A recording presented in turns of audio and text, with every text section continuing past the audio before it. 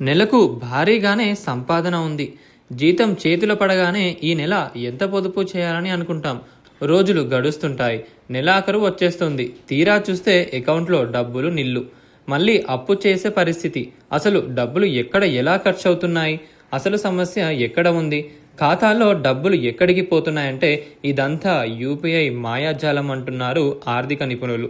చేతిలో smart phone, ఖాతాలో డబ్బు, ఇంకేముంది, ప్రతి చోట స్కాన్ చేయడం, డబ్బులు చెల్లించడం. తీరా చూస్తే నెలాఖరుకి చేతిలో డబ్బులు మాయం.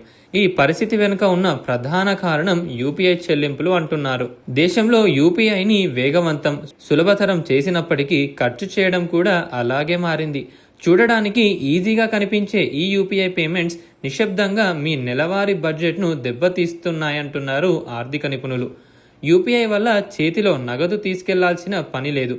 ఒక చిన్న స్కాన్ చేస్తే పని అయిపోతుంది. ఇక్కడ భౌతికంగా డబ్బు చేతులు మారడం లేదు. నోట్లు లెక్కించే అవకాశం ఉండదు. అందుకే ఖర్చు చేసినప్పుడు పెద్దగా ఆలోచన రాదు. చివరికి ఇది ప్రణాళిక లేని ఖర్చులకు దారి తీస్తోంది. రోజంతా మనం చేసే ఈ చిన్న చిన్న కొనుగోలు విడివిడిగా చూస్తే తక్కువగానే అనిపించవచ్చు.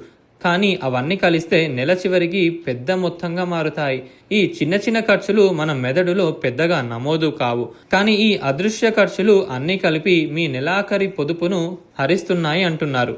మీరు చేతి నుంచి నగదు రూపంలో డబ్బులు చెల్లిస్తే అప్పుడు మీ చేతి నుంచి డబ్బులు స్వయంగా ఖర్చు అవ్వడం మీరు ప్రత్యక్షంగా చూస్తారు. ఇది మీ మెదడుకు హెచ్చరికలా పనిచేస్తుంది. దీంతో డబ్బులు ఖర్చు చేసే విషయంలో అప్రమత్తం అవుతాం.